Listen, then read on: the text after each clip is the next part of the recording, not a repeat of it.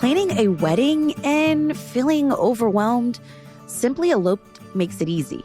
With over 1,400 elopements and vow renewals planned and 37 stunning U.S. destinations, our planners have you covered. Our all-inclusive packages connect you with over 700 top-tier vendors, cutting stress, cost, and complexity. Your love story deserves ease. Let us handle the hard stuff. You just show up and say, I do. Start at simplyeloped.com.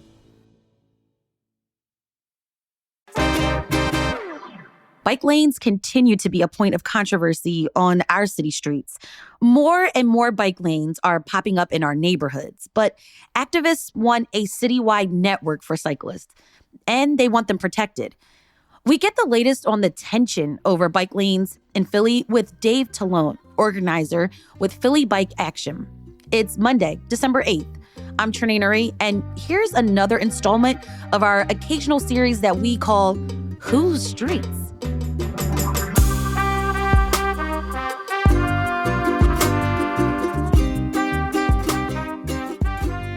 Hey, y'all. Before we get into this conversation about bike lanes in the city, it is the end of the year membership campaign. We are declaring 2026 the year of local. It's our push to help our neighbors like you get more deeply engaged with Philly as a way to build real connection in what feels like sometimes a disconnected and divided world.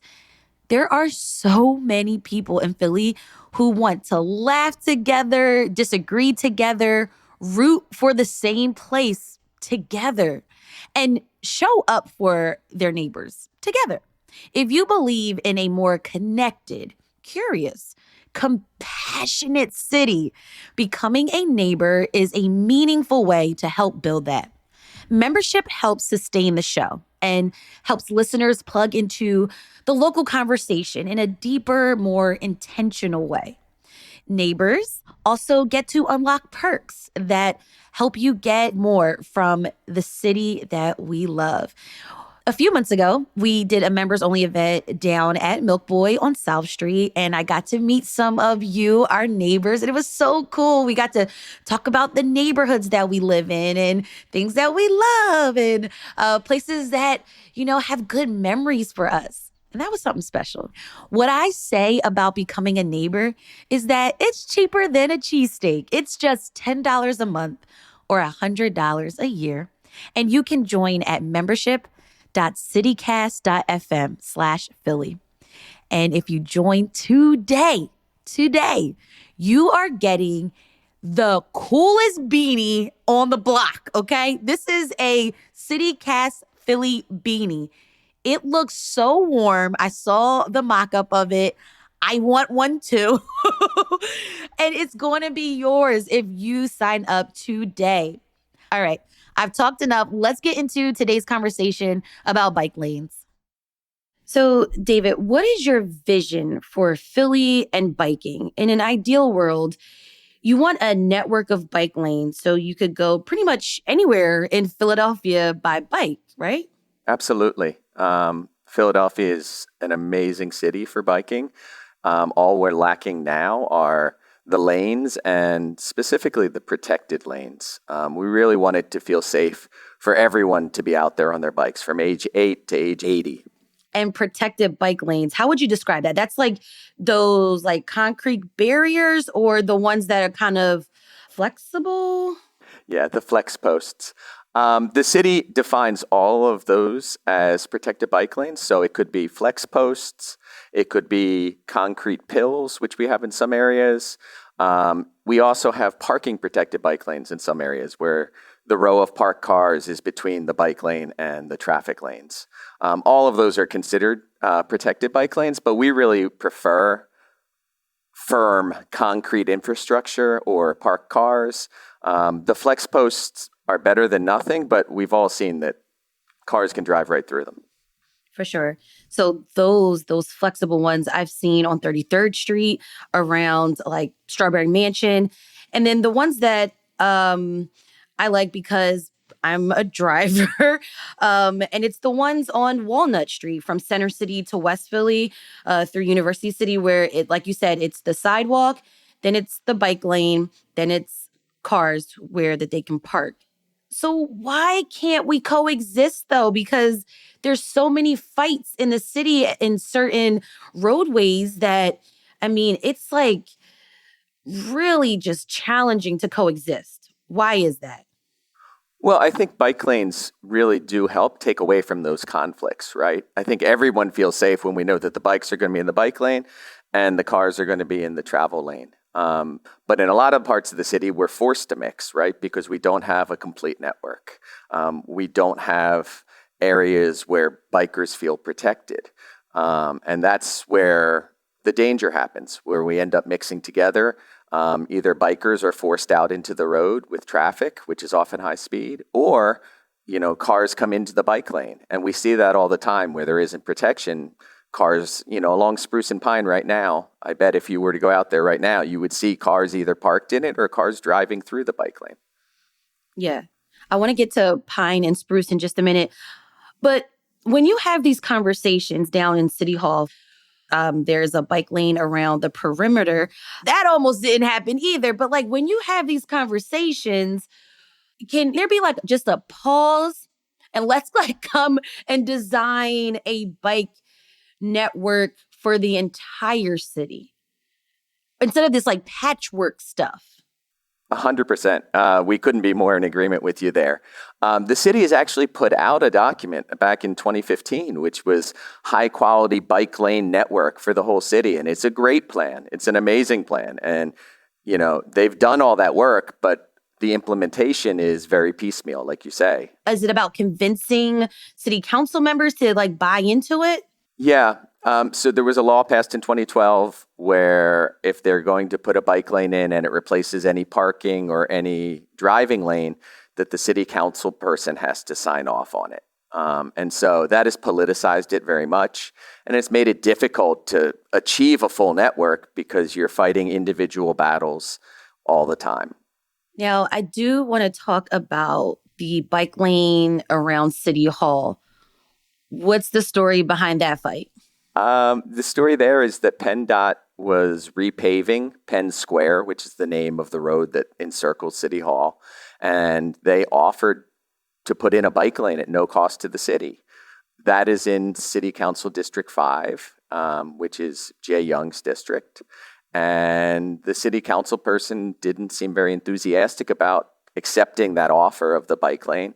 The city did traffic studies to show that it wouldn't disturb the traffic around City Hall. And then back in June, my organization, Philly Bike Action, we put together a petition and we had 1,400 people that signed the petition asking the council person to introduce the legislation so that PennDOT could go ahead and actually put the bike lane in for free at no cost to the city.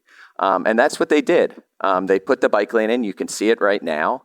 However, the city council person still hasn't signed legislation making it permanent. So they've installed it currently, and it's going to go in as a pilot program for about 6 months, I believe. And the council person has to introduce legislation before the 6 months is up, or they'll have to take it back out again.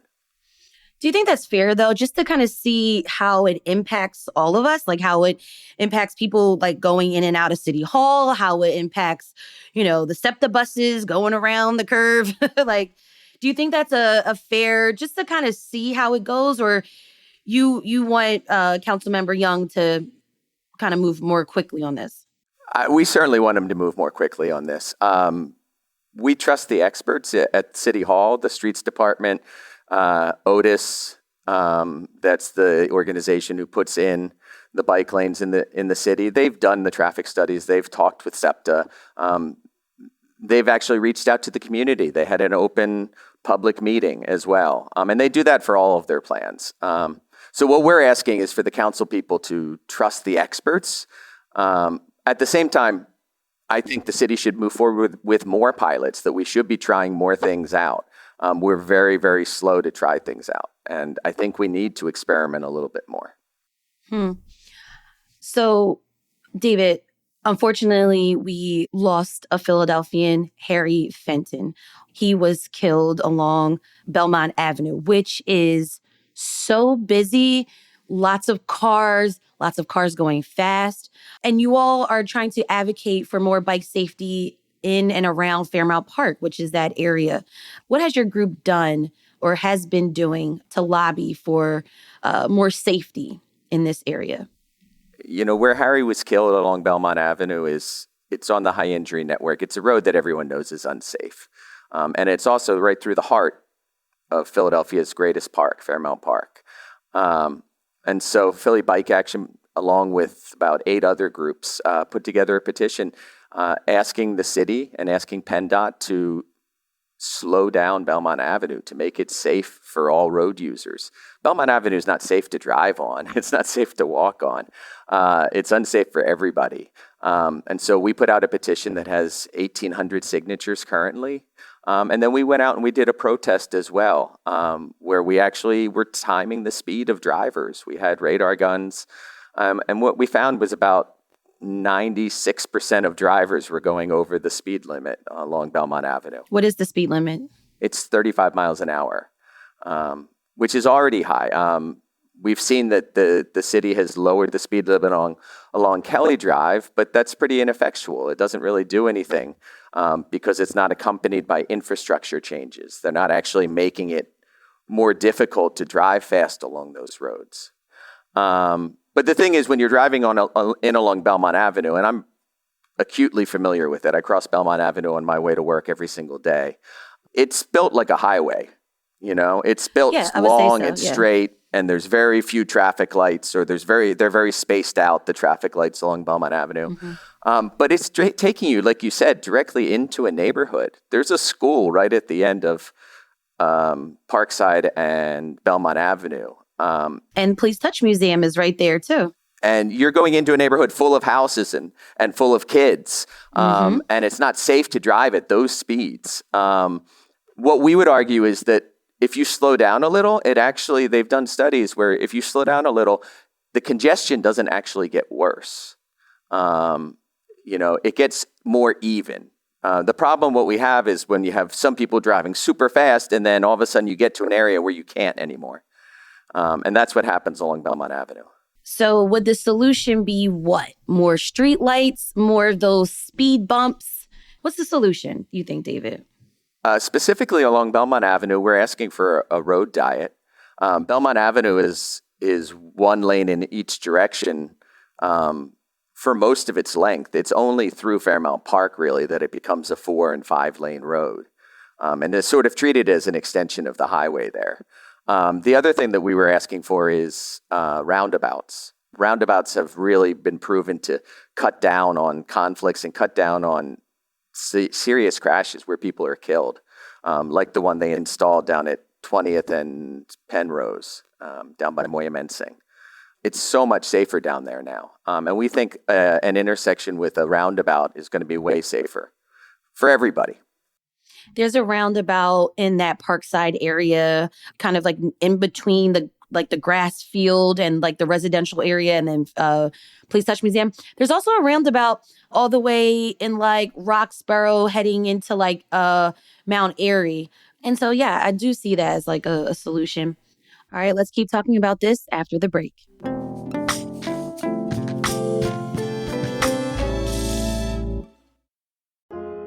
I just love holiday traditions with my family. Like when we get into arguments over card games, when the kids beg to open one gift on Christmas Eve, or the karaoke and dance battles in the living room, we have such a good time. But my family lives in different states, so we can't often come together every holiday.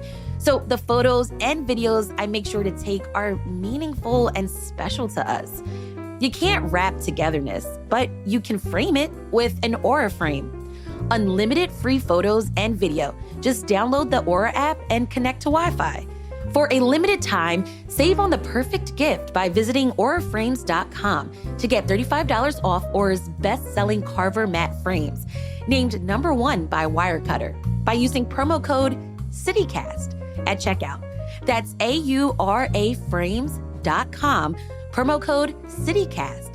This deal is exclusive to listeners and frames sell out fast. So order yours now to get it in time for the holidays. Support the show by mentioning us at checkout. Terms and conditions apply. This episode is sponsored by Babbel. The idea of learning a new language can be scary. I felt overwhelmed by that. I bet you have too. I'm CityCast CEO David Plotz, and studies show that up to 90% of people trying to learn a new language give up. 90%. Fortunately, Babbel's built so that it's really easy to get started and really easy to stick with it. They understand that people learn differently.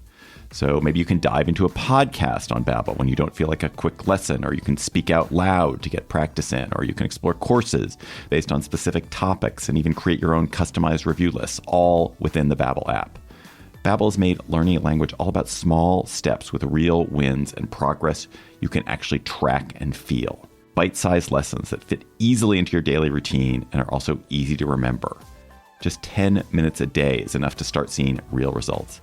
I've been learning Spanish with Babbel, and it's helped when I've traveled in Mexico, and it helps me eavesdrop on my son and my girlfriend when they speak Spanish to try to fool me. No más, mi corazón. However you learn best, by listening, speaking, reading, or writing, Babbel adapts to your style and keeps you motivated with personalized learning plans, real-time feedback, and progress tracking. And right now, here's a special limited time deal for CityCast listeners. Right now, get up to 55% off your Babbel subscription at babbel.com/citycast. Get up to 55% off at babbel.com/citycast. Spelled BABBEL.com/citycast. Rules and restrictions may apply. I want to talk more about some other controversial bike lane issues. Let's talk about the bike lane along Spring Garden Street. And that's a major roadway east and west, which would take you from Center City and parts of like Northern Liberties and things like that. What's going on with that project? Thanks for asking. We're really excited about Spring Garden. Right now, Spring Garden has a bike lane on it, and it's had one for years. It's not very well used, mainly because it's not safe. A number of people have been killed along Spring Garden while using the bike lane. It's right in the door zone, which means that parked cars open their doors into the bike lane and can hit cyclists. A friend of mine was hit by a car door right there. And so it's really not very safe. But the city has come up with a great plan. They're going to put in a parking protected bike lane, so it'll be separated. And we're really excited about that. They started designs for that plan in 2009, and I believe the estimated date for completion is 2032 right now. So, oh my gosh, my youngest is going to be graduating high school by then. Oh my gosh. Yeah. Why does it take so long? That is a great question that I don't have the answer to. I mean, literally, it's like, okay, everyone move your car to the left. Paint the street.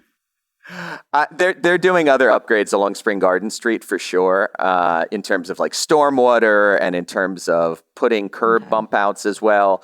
So it's more of a complete project than just a bike lane. But at the same time, that is a very, very slow pace. Do you all talk with folks that need ADA accessibility as well? And how are they factored into this conversation?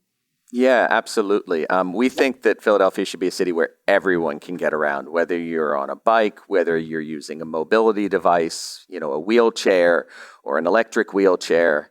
And absolutely, we think that having options and having a safe city for everybody is super important.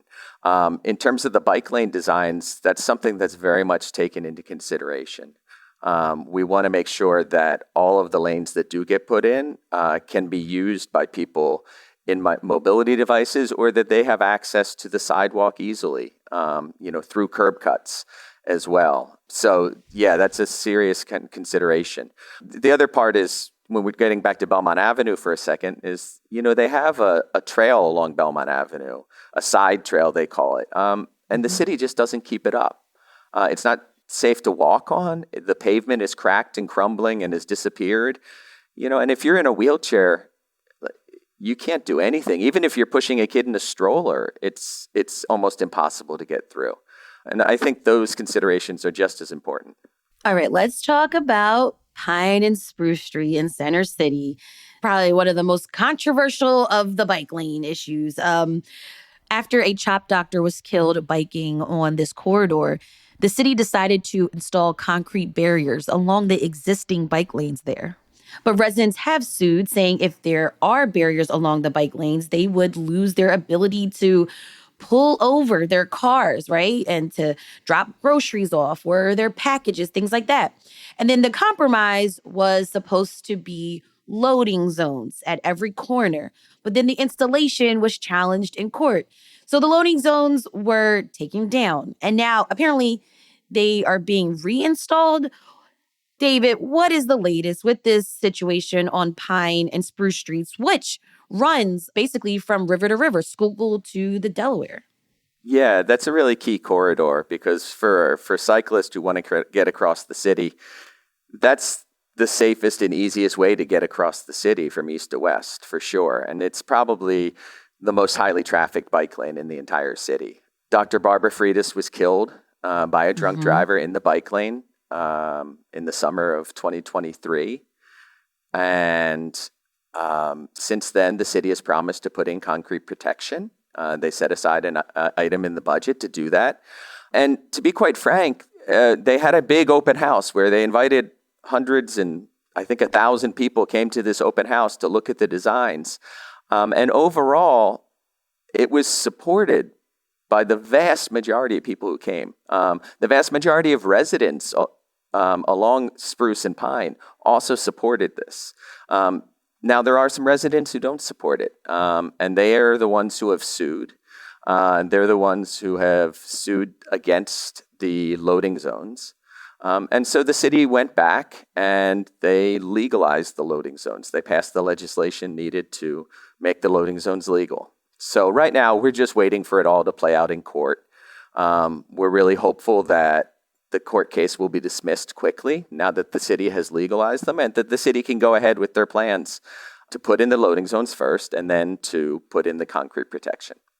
And some of the other things that have kind of rolled out since this, there's a new law that forbids stopping in bike lanes even for a moment. Is that enough? Yeah, the no stopping in the bike lane law is a great start. However, if you go out to Spruce or Pine right now, I can guarantee you that you'll find numerous people who are stopped in the bike lane, whether or not there's a law. Part of that is habit, part of that is custom, but also people just know that there aren't going to be police or PPA agents out there to enforce all the time, and that, you can probably get away with it. But when we were talking about conflicts before, that's the sort of conflict where a cyclist, it doesn't matter if the car is stopped there for 30 seconds or for 5 minutes. Either way, it forced the cyclist to go out into traffic. And that's when accidents can happen, right? That's when crashes can happen because a cyclist is forced to pull out and the other cars aren't necessarily ready for that because they think the cyclist is going to stay in the bike lane. And we really want to avoid any more crashes, any more fatalities along there. So getting the concrete in there is going to really help make it so that the cars can't park in the bike lane. What about other neighborhoods outside of Center City? Are there efforts to get bike lanes protected in other neighborhoods? Yeah, absolutely. University City and West Philadelphia is just full of great infrastructure. Like you mentioned earlier, the parking protected lanes along Walnut Street. There's parking protected lanes along Chestnut Street, 48th and 49th, I believe, as well, now have parking protected lanes. So West Philadelphia is really becoming a great place to ride a bike. Now, like I said before, I'm a driver. And in any given day, I could be in like 5 different neighborhoods. Like I got to go from like Manayunk. I got to then go to University City for doctor's appointments, things like that. And parking is essential in my life as a Philadelphian. So what do you think? Like, in order to have more bike lanes, would we lose parking? And like, because I don't really have a choice. Mm-hmm. And, then I have sports and grocery shopping and all sorts of things, just normal city life stuff. So does it come down to parking or bike lanes? Yeah, that's a great question. I think about 99% of our street space is dedicated to cars right now. And so we are trying to even that out. Quite frankly, it's easier in Philadelphia to take away a travel lane than it is to take away a parking lane, rather, in terms of putting a bike lane in. I think where possible, we can certainly do both. I think there's also another model that we've started to see in North Philadelphia where they're putting in slow zones. Oh, what's that? Which are basically streets where the cars are going so slow that it's safe to ride and to be out in the street. There is one just up above Girard Avenue, and it's amazing. Riding a bike through there feels great because the traffic is also moving, at 15, 20 miles an hour. They put in the speed bumps. They put in the daylighting on the corners. And I think that's a great compromise that, especially on the narrow streets of Philadelphia, we should use more and more of. What's your experience like riding around the city? Is it good? Is it bad? I mean, I'll be honest. I was a driver as well. What converted you? I had a car until last year. I wasn't using my car enough, and my car insurance rates were going pretty high at this point living in the city. And so it just made financial sense to me, like it does to a lot of Philadelphians, to ride.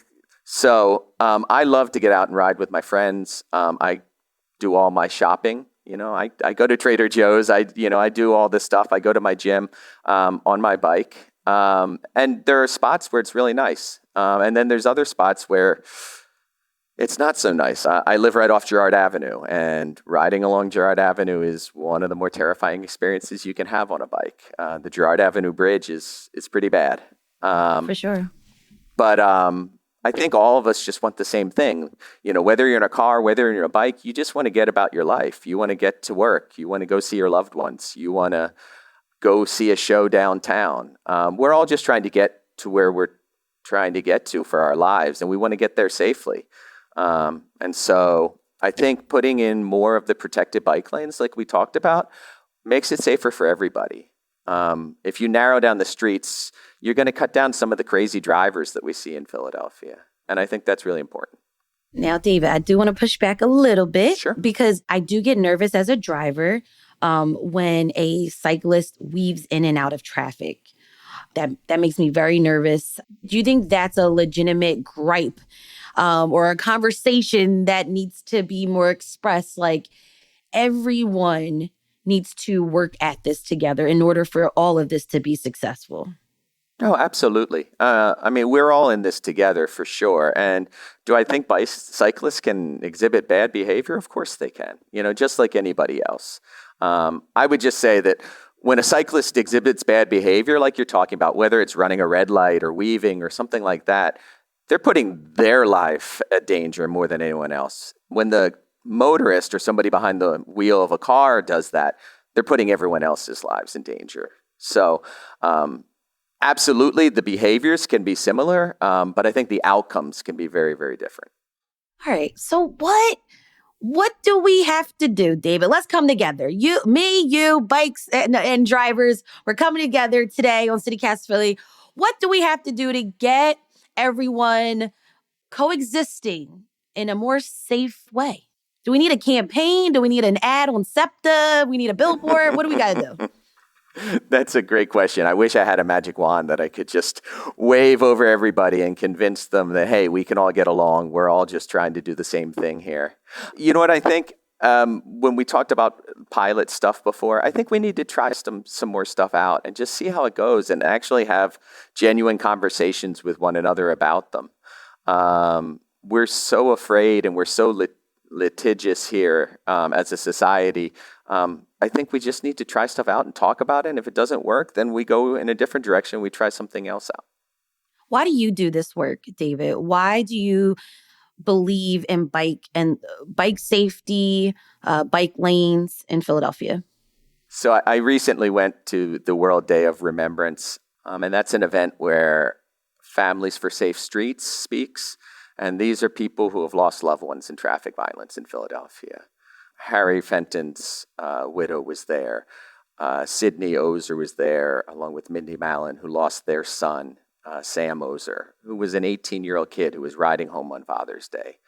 I don't think anyone should have to go through what those families did. And I know a lot of these people personally. And I knew Harry Fenton, a friend of mine, Andrea Gonzalez, was killed riding around here. So it's something very personal for me. And when you hear those stories, you just know that they're no different from any of us. They're just people who will not get to see their loved ones ever again. And I don't want to have any more of those stories. David, thank you so much for just chatting with me and having this honest conversation with me on CityCast Philly today. Thank you so much. I appreciate being here. I got to shout out KR, who's now a CityCast neighbor. What up, Kay? We are sending you that beanie and welcome. I also want to shout out our existing members. Thank you as well for sustaining the show, keeping us going, keeping these conversations, these real conversations, things that you're like, dang, I wish there was a place where, this conversation was happening. It is right here because we live in this city with you. We're not fake. We're not phony. We live in this city. So we know when you're frustrated, when you see trash blowing all over the place, or when there's another pothole on Ridge Ave. We live in this city. We know what's going on, and we want to invite you into these conversations. And I'd love to hear more about how you get to navigate in this city. That's why I love doing the neighborhood shout outs. When you let me know, okay, Trenae, I'm putting you on to something. I just love that exchange of information and knowledge because that's what Philly is all about. You can support the show and get great perks by becoming a CityCast Philly neighbor at membership.citycast.fm/Philly.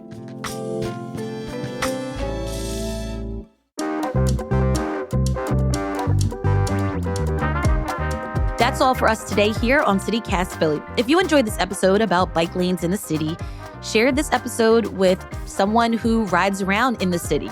Also, rate the show, leave us a review, and hit that subscribe button. Be sure to sign up for our morning newsletter, Hey Philly, to learn more about what else Philly's talking about.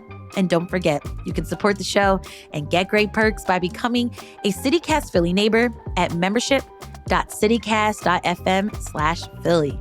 We'll be back tomorrow morning with more news from around the city. Bye.